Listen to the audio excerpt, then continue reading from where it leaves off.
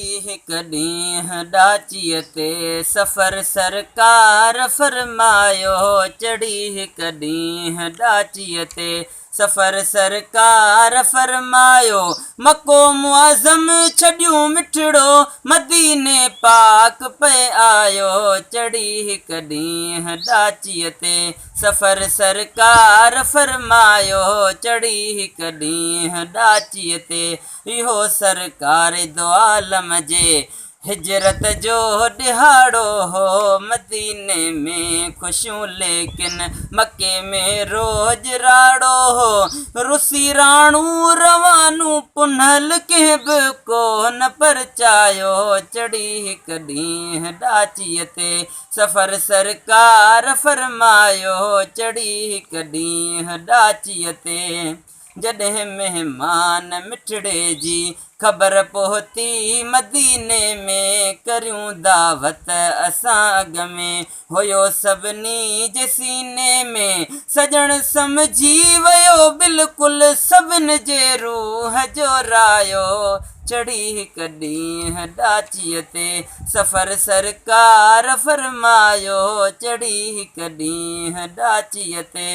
अमीरनि जा इरादा हुआ त मन लजपाल ॾाची लाड़े पंहिंजा महलात सिंगारियूं, पैगंबर थो अचे पाड़े इहे आसूं करे सभु कंहिं कयो सिंगार जो सायो, चढ़ी हिक ॾींहुं ॾाचीअ ते सफ़र सरकार फरमायो, चढ़ी हिक ॾींहुं ॾाचीअ ते।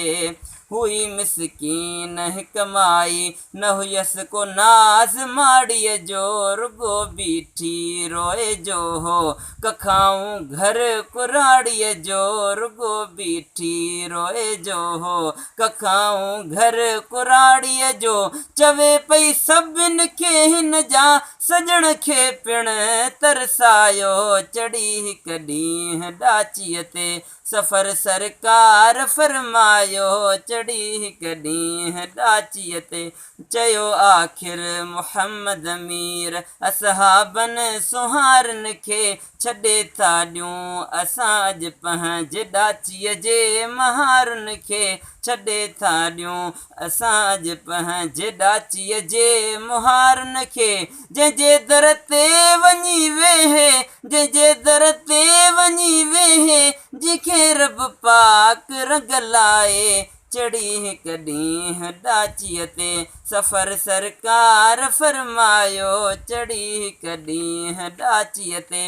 मगर जॾ वेझड़ो सुवारी मुंहिंजे साईं संधी आई, त अवल घर कुराड़ीअ जे सिधी कड़कां कंदी आई, त अवल घर कुराड़ीअ जे सिधी कड़कां कंदी आई। झुकी उन झूपड़ीअ ॾो जिथे बुढड़ीअ हथ वाॾायो, चढ़ी हिक ॾींहुं ॾाचीअ ते सफ़र सरकार फरमायो, चढ़ी हिक ॾींहुं ॾाचीअ ते।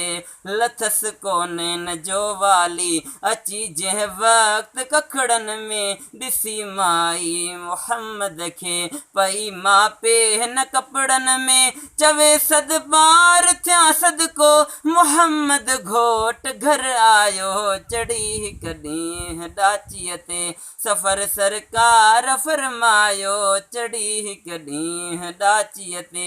जीअं थिए पियो सिकायल जो अङण मुश्क खथूरी थी, तीअं मुंहिंजे तॾे ते आ त मुंहिंजी आस पूरी थिए। ग़ुलाम नबी महेसर जो बि कॾ फरियाद वरनायो, चढ़ी हिक ॾींहुं ॾाचीअ